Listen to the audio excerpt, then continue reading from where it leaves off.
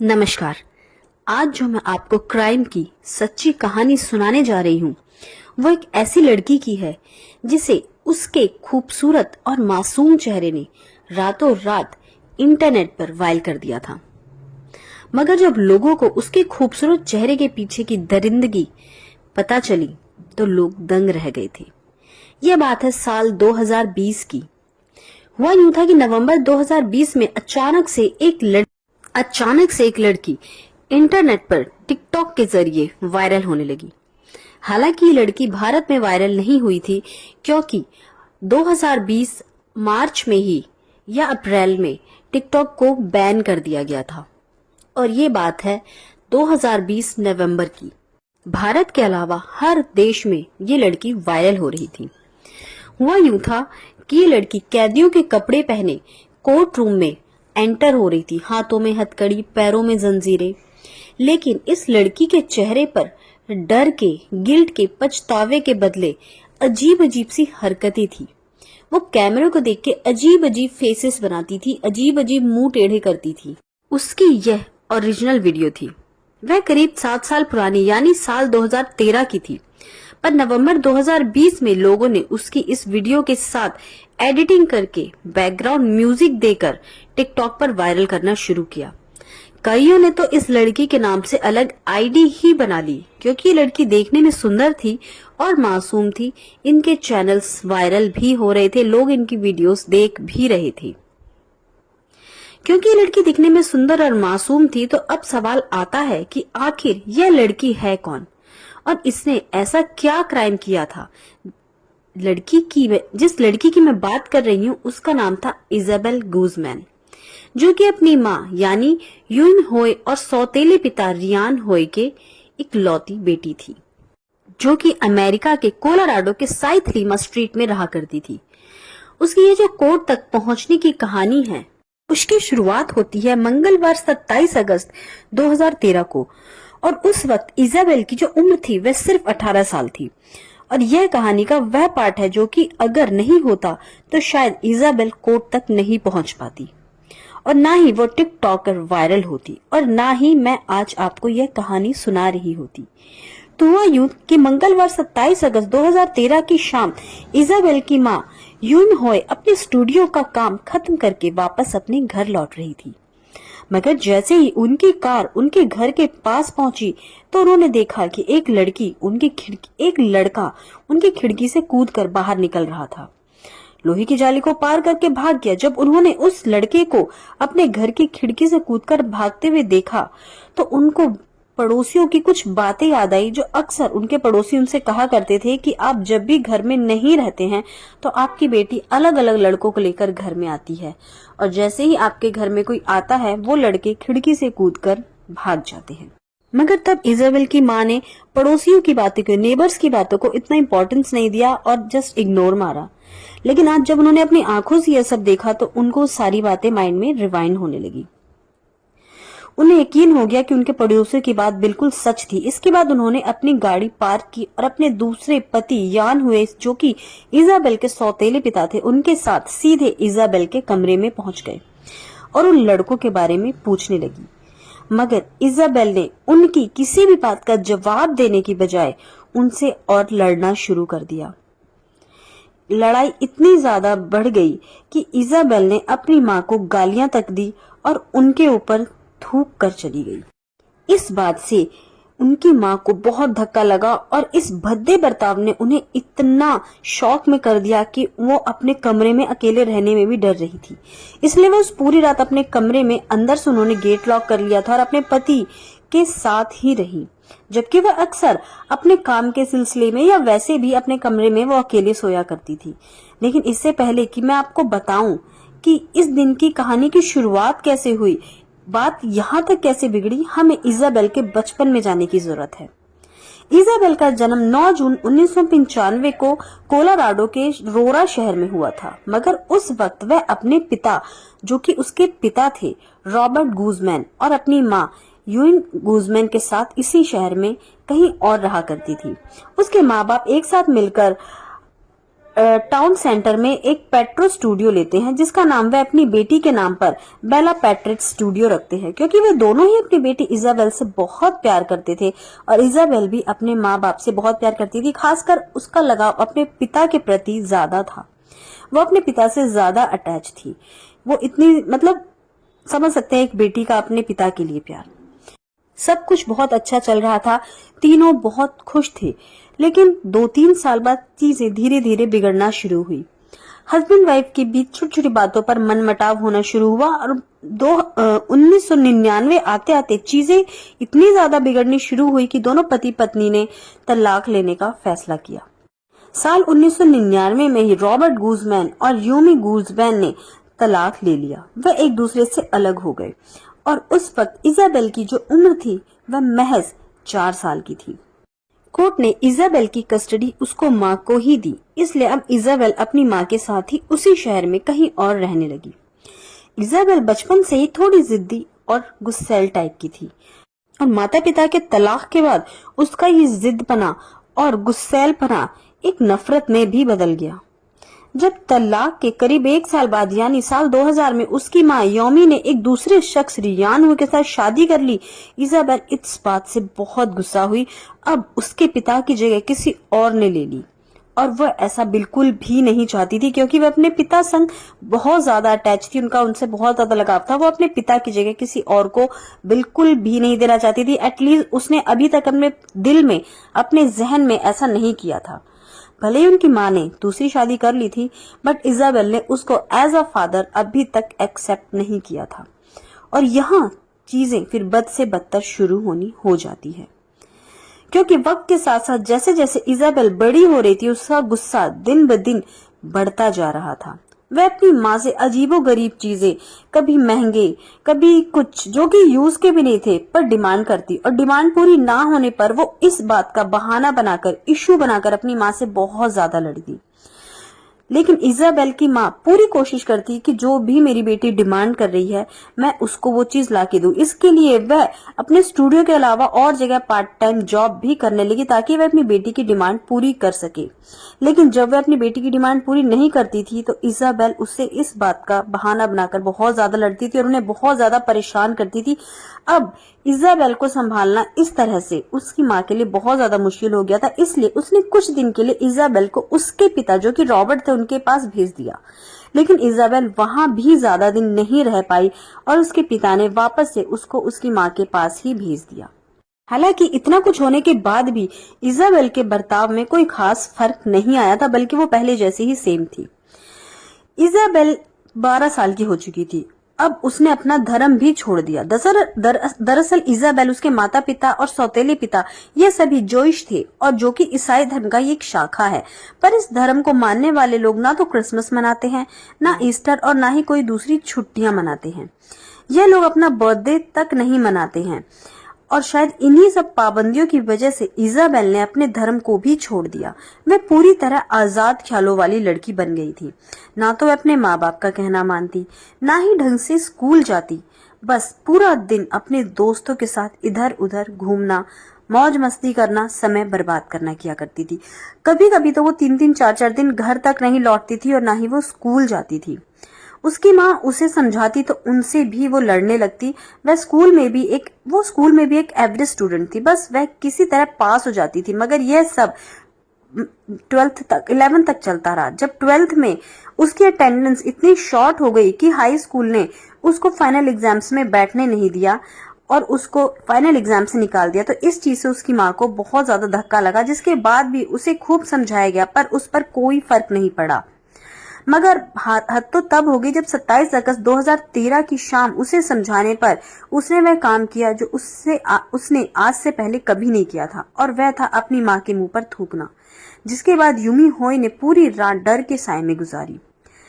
किसी तरह 27 अगस्त 2013 की वह रात बीत गई और अगला दिन आ गया। अगले दिन यानी बुधवार 28 अगस्त 2013 को सुबह सुबह जब यूमी होई अपना मोबाइल चेक करती है तो देखती है कि इजाबेल ने पिछली रात उन्हें एक मेल किया था।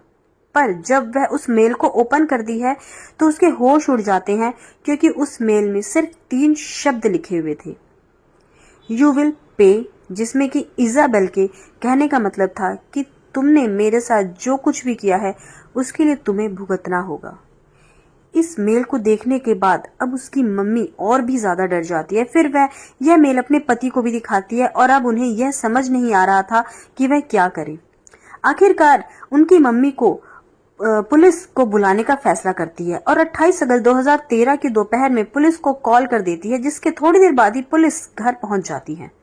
पुलिस के पहुंचने के बाद उन्हें सारा मामला और उस मेल के बारे में बताया जाता है जो कि इजाबेल ने भेजा था। पर क्योंकि यह घरेलू मामला था इसलिए पुलिस पहले तो इजाबेल को समझाती है और फिर बाद में वह वार्निंग भी देती है कि अगर अब उसने दोबारा ऐसा बर्ताव किया तो उसकी माँ उसे घर से बाहर निकाल देगी, क्योंकि अमेरिका के कानून के हिसाब से कोई भी माँ बाप 18 साल के बाद अपने बच्चों को घर से निकाल सकते हैं। और इजाबेल 2 महीने पहले ही जून 2013 में 18 साल की हो चुकी थी। तो इजाबेल को वार्निंग देने के बाद पुलिस वहां से चली जाती है। उसके बाद इजाबेल भी अपने बेडरूम में चली जाती है और यूमी होए अपने काम पर जाने के लिए टाउन सेंटर की तरफ निकल जाती है। पर यूमी के मन में अभी भी एक डर सता रहा था, इसलिए जब वह अपने स्टूडियो पहुंची तो उन्होंने यह सारी बात अपने पहले पति यानी रॉबर्ट गूजमैन को भी बताई।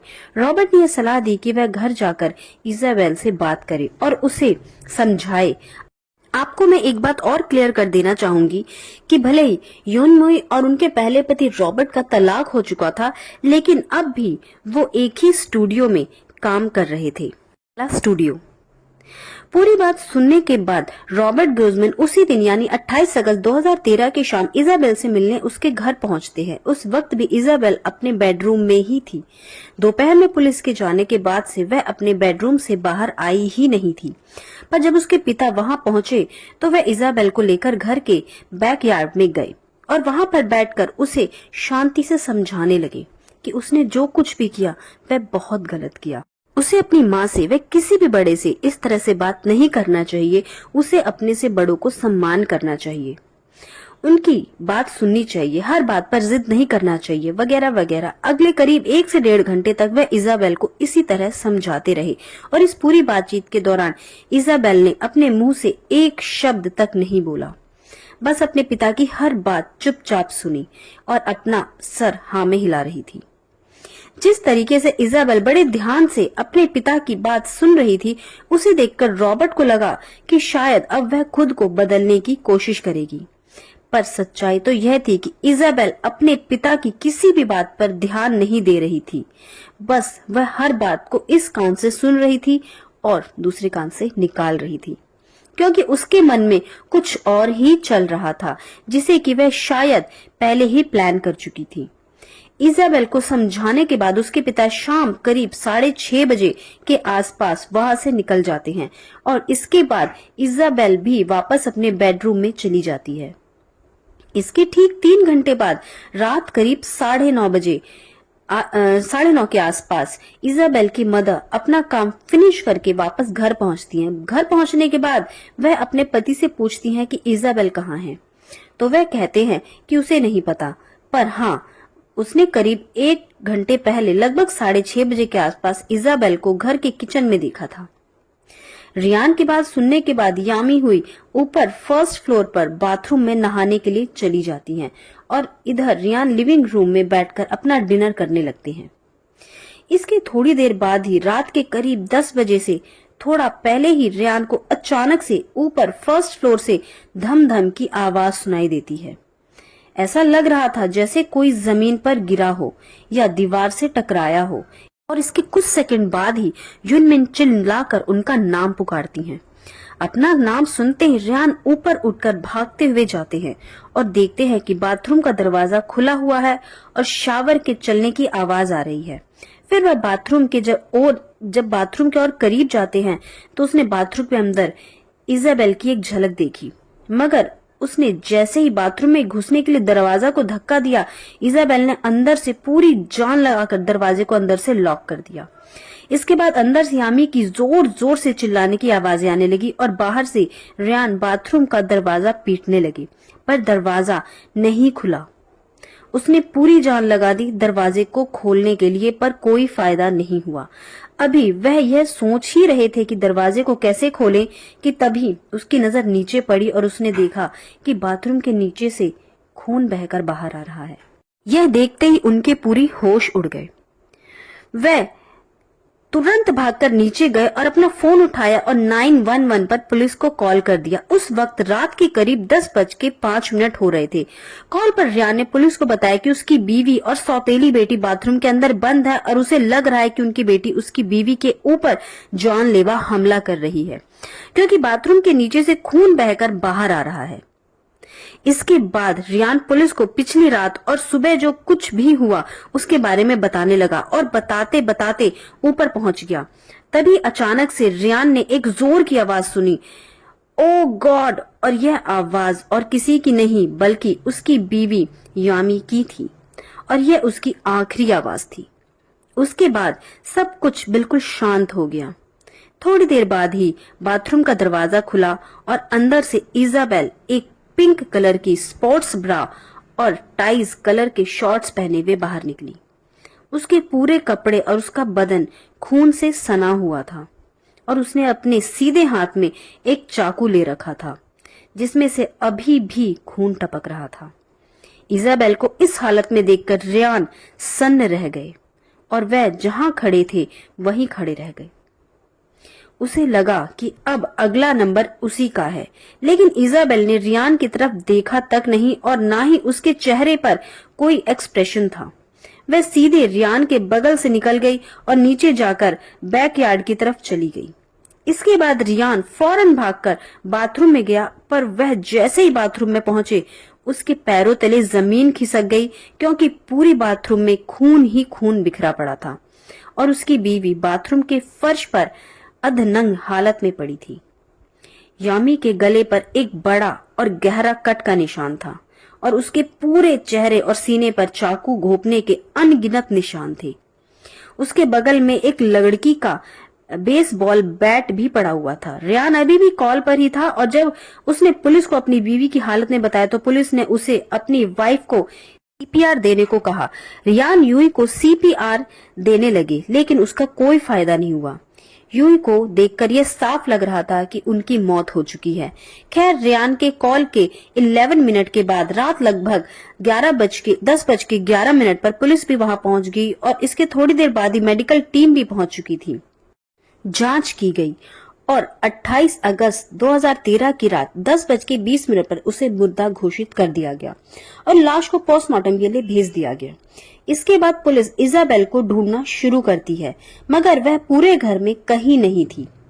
फिर पुलिस घर के बैकयार्ड में देखती है, क्योंकि बाथरूम से निकलने के बाद इजाबेल उसकी तरफ गई थी, मगर वहां से भी पुलिस को कुछ नहीं मिला। अब पुलिस इजाबेल के फोन के सिग्नल के जरिए उसकी लोकेशन ढूंढने की कोशिश करती है, पर यहाँ भी उन्हें कोई कामयाबी नहीं मिलती, क्योंकि इजाबेल का फोन बंद आ रहा था।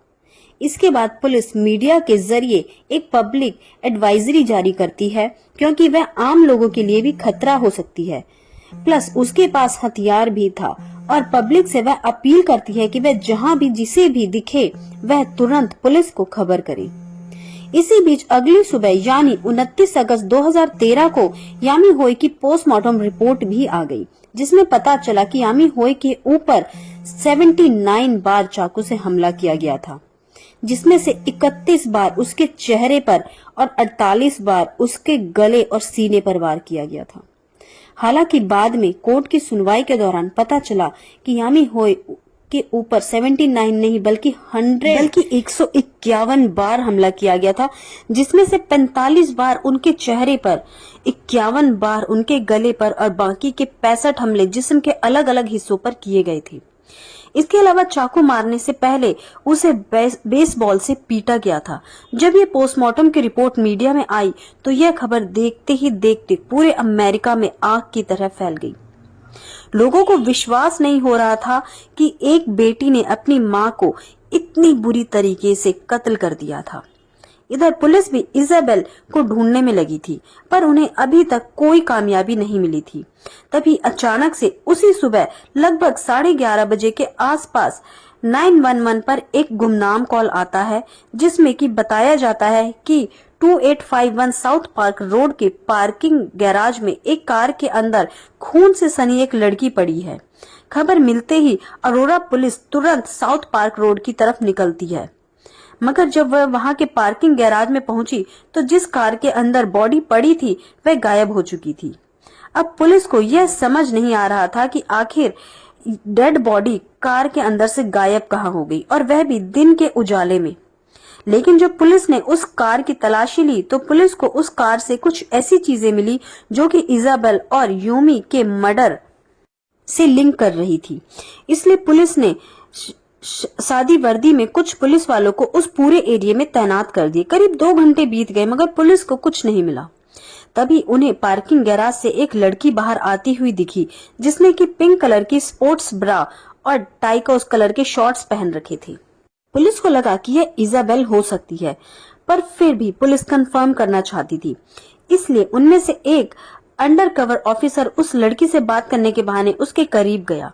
जब उसने उस लड़की को करीब से देखा तो उसे देखते ही यकीन हो गया कि वही इजाबेल गूजमैन है। इसके बाद वह इजाबेल के पीछे पीछे चलने लगा। थोड़ी देर बाद ही 2 और सादी वर्दी वाले पुलिस उसके साथ साथ चलने लगे और वह जैसे ही बाहर पार्किंग मैदान में एक गाड़ी के पास पहुंची, उन तीनों पुलिस वालों ने इजाबेल को घेर लिया और अपनी बंदूक उसके ऊपर तान दी। इजाबेल ने यहाँ भी पुलिस को गुमराह करने की कोशिश की और कहा कि उन्होंने गलत लड़की को गिरफ्तार किया है। यहाँ तक कि जब पुलिस वालों ने उसकी पहचान के लिए उसे उसकी आईडी दिखाई तो उसने कहा कि आईडी वाली लड़की की शक्ल तो उससे जरूर मिलती है, पर वह इजाबेल गूजमैन नहीं है। बल्कि उसने कहा कि उसका नाम समांता गोजल है और वह ओहायो में रहती है, पर उसके कपड़े और कपड़ों पर लगे खून यह साफ साफ इशारा कर रहे थे कि वह ही इजाबेल है। इसलिए पुलिस वाले उसकी किसी भी बात पर यकीन नहीं करते और आखिरकार पुलिस मर्डर के लगभग 16 घंटे बाद 29 फरवरी 2013 की दोपहर 2 बजे इजाबेल गूजमैन को उसके घर से सिर्फ 1.5 किलोमीटर दूर एक पार्किंग एरिया से गिरफ्तार कर लेती है। पर अब भी एक सवाल बाकी था कि आखिर कार में जो डेड बॉडी थी वह किसकी थी और वह गायब कहां हो गई।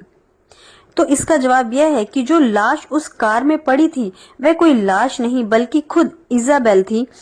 दरअसल हुआ यह कि पिछली रात अपनी मां को मारने के बाद इजाबेल ने घर से कार उठाई और अपने घर से करीब 1.5 किलोमीटर दूर जाकर 2851 साउथ पार्क की रोड के पास बने गैराज में लगा दी और उसके बाद उसी कार की पिछली सीट पर जाकर सो गई। और क्योंकि उसके पूरे बदन और कपड़े पर खून लगा था, इसलिए अगली सुबह जब लोगों ने इजाबेल को कार में सोते हुए देखा तो उन्हें लगा कि कार में कोई लाश पड़ी है। जब तक पुलिस वहां पहुंची तब तक इजाबेल कार से उठकर पार्किंग गैराज के अंदर चली गई थी और जब बाहर आई तो उसे गिरफ्तार कर लिया गया। खैर, इजाबेल को गिरफ्तार करने के बाद पुलिस ने उसके ऊपर 1st डिग्री मर्डर के चार्जेस लगाए और फिर उसे जुडिशियल कस्टडी पर अरोरा सिटी जेल में भेज दिया गया। इसके करीब 1 हफ्ते बाद 5 सितंबर 2013 की सुबह इजाबेल को कोला रोड के काउंटी कोर्ट में पेश होना था, जहां उसके ऊपर कोर्ट की तरफ से चार्जेस लगाए जाते, मगर उस दिन सुबह उसने कोर्ट जाने से ही मना कर दिया। वह अपने सेल से बाहर ही नहीं आ रही थी, जिसकी वजह से हुआ यह कि कोर्ट की सुनवाई दोपहर तक के लिए टालनी पड़ी। पर बाद में किसी तरह जबरदस्ती खींचकर उसे उसके सेल से बाहर निकाला गया और फिर कोर्ट में पेश किया गया। उस दिन वह सुबह से ही नॉर्मल इंसान की तरह बर्ताव नहीं कर रही थी। पहले तो उसने कोर्ट में आने से मना किया, जिसकी वजह से उसे जबरदस्ती लाना पड़ा और जब वह कोर्ट में पहुंची तो मीडिया का कैमरा देखकर कभी मुस्कुरा रही थी तो कभी अजीब अजीब से चेहरे बना रही थी। कोर्ट के जज ने इजाबेल के ऊपर मर्डर और वायलेंस के चार्जेस लगाए और साथ ही यह ऑर्डर दिया कि जब तक उसका ट्रायल पूरा नहीं हो जाता वह तब तक कोई बेल भी नहीं ले सकती। इसके बाद करीब 9 महीने बीत गए और जून 2014 में इजाबेल गूजमैन का ट्रायल शुरू हुआ। और क्योंकि जब उसने अपनी मां का मर्डर किया तब वह 18 साल की एक अडल्ट थी और जिस बेरहमी से उसने अपनी मां के ऊपर 151 बार चाकू से हमला किया, उसे देखकर यह पक्का था कि इजाबेल को मैक्सिमम सजा यानी डेथ पेनल्टी ही मिलेगी। मगर कोर्ट में जैसे ही सुनवाई शुरू हुई, इजाबेल ने वकील से जज के सामने डॉक्टर रिचर्ड पोनिस की एक रिपोर्ट पेश की, जिसमें यह साफ साफ लिखा था कि इजाबेल की दिमागी हालत ठीक नहीं है और वह पैरानॉइड साइजोफ्रेनिया नाम की दिमागी बीमारी से जूझ रही है। बाद में डॉक्टर रिचर्ड पोनिस ने भी अपनी गवाही में इजाबेल की दिमागी बीमारी को सही नहीं ठहराया। इसके अलावा उन्होंने कोर्ट में यह भी बताया कि जिस वक्त इजाबेल अपनी मां का कत्ल कर रही थी, उसे पता ही नहीं था कि वह अपनी मां को मार रही है, बल्कि उसे लगा कि वह एक सिल्सिया नामक औरत को मार रही थी और ऐसा करने के लिए उसे सपने आते थे और वह अगर ऐसा नहीं करती तो उसके हिसाब से पूरी दुनिया तबाह हो जाती। कोर्ट के जज जॉर्ज ब्रॉसर ने सारी रिपोर्ट्स और दलीलें देखे और सुनने के बाद अपना फैसला सुनाया और उस फैसले में उन्होंने इजाबेल की दिमागी हालत ठीक न होने की वजह से उसे कोई सजा नहीं सुनाई और उसके इलाज के लिए उसे कोलोराडो के मेंटल हेल्थ इंस्टीट्यूट में भेज दिया गया और कहा गया कि जब तक इजाबेल अपने और समाज के लिए खतरा नहीं रह जाती तब तक यहीं रहेगी। अब इसमें चाहे 1 साल लगे, 2 साल लगे या फिर पूरी जिंदगी, तो कोर्ट के ऑर्डर के बाद इस बेल को कोलोराडो के मेंटल हेल्थ इंस्टीट्यूट में भेज दिया गया और अगले करीब 6 साल तक, बल्कि 6 महीने से भी ज्यादा सालों तक इजाबेल उसी मेंटल हेल्थ इंस्टीट्यूट में रही और इसका इलाज चलता रहा। पर फिर नवंबर 2020 में इजाबेल 25 साल की थी तो उसने मीडिया को एक इंटरव्यू दिया जिसमें उसने एक नई चीज के बारे में बताया। उसने कहा कि घर में उसके साथ सभी लोग बहुत बुरा बर्ताव करते थे। जब उसने 14 साल की उम्र में अपना धर्म छोड़ा तब उसे और भी ज्यादा टॉर्चर किया जाने लगा। हालांकि बाद में जब इस बात की इन्वेस्टिगेशन की गई तो ऐसा कोई सबूत नहीं मिला कि उसके साथ घर में बुरा बर्ताव किया जाता था। इसके अलावा उसने यह भी बताया कि जब उसने अपनी मां का खून किया तब वह अपने होश में नहीं थी, पर अब वह पूरी तरीके से ठीक हो चुकी है और अब ना ही वह खुद के लिए और समाज के लिए कोई खतरा है। इसलिए उसे इस मेंटल हेल्थ इंस्टीट्यूट से रिहा कर देना चाहिए। और जैसे ही इजाबेल का ये इंटरव्यू हुआ, उसी समय ठीक मीडिया में टिकटॉक पर इजाबेल की वो कोर्ट की वीडियोस वायरल होने लगी जिसमें इजाबेल आड़े टेढ़े मुंह बनाकर कैमरे को फेस कर रही है। और आपको तो पता ही है मीडिया कैसे यूजलेस वीडियोस को वायरल कर देती है और लोग उन्हीं ट्रेंड्स को फॉलो करते हैं बिना उसके पीछे की हकीकत जाने, सच्चाई जाने। और इस वीडियो से इजाबेल को हुआ भी खूब फायदा। मात्र 1 साल बाद यानी 2021 को इजाबेल से मेंटल हेल्थ इंस्टीट्यूट से रिहा कर दिया गया, इस शर्त पर कि वो टाइम टू टाइम अपने डॉक्टर्स के पास आकर उसकी थेरेपी लेती रहेंगी। अब आप खुद सोच सकते हैं, अपनी ही मां को 151 बार, 45 बार चेहरे पर, 65 बार सीने में, 45 बार गर्दन पर चाकू घोप घोप के मारने वाली लड़की मात्र कुछ ही सालों में रिहा हो जाती है। क्यों? क्योंकि उसने मीडिया को देखकर कुछ आड़े टेढ़े फेसेस बनाए थे। वो दिखने में थोड़ी क्यूट थी, दिखने में थोड़ी सुंदर थी। उसके पीछे का खौफनाक सच, उसके पीछे की दरिंदगी जाने बिना लोगों ने उसको फॉलो किया। लोग उसके पीछे सड़क पर आए और यहाँ तक कह दिया कि उसने जो किया वो बिल्कुल सही किया, उसकी माँ उसी के लायक थी। अब ये आप बताइए कि क्या लोगों ने जो कहा वो सही था? क्या इजाबेल ने जो किया वो सही था? और क्या उसको कुछ सालों में रिहा कर दिया गया वो सही था? चलते हैं, अगली वीडियो में दोबारा मिलेंगे। तब तक के लिए नमस्कार। अपना ख्याल रखिएगा और अपने आसपास के हो रहे जुर्मों से सतर्क रहिएगा।